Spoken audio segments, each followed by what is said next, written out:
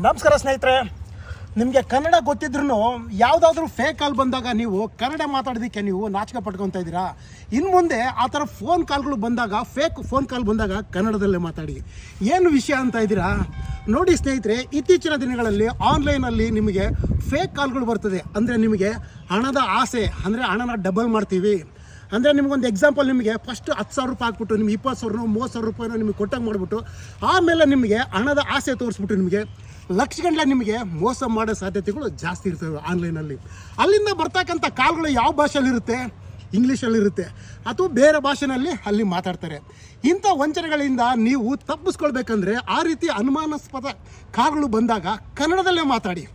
ಕನ್ನಡದಲ್ಲಿ ಮಾತಾಡಿದಾಗ ನೀವು ಮೋಸ ಹೋಗೋ ಸಾಧ್ಯತೆಗಳು ಬಹಳ ಕಮ್ಮಿ. ಆ ರೀತಿ ಏನಾದರೂ ನಿಮಗೆ ಅನುಮಾನ ಬಂದಾಗ ಹತ್ತಿರದ ಪೊಲೀಸ್ ಸ್ಟೇಷನ್ಗೆ ಕಂಪ್ಲೇಂಟ್ ಕೊಡಿ, ಸಂಪರ್ಕಿಸಿ ಸ್ನೇಹಿತರೆ. Thank you.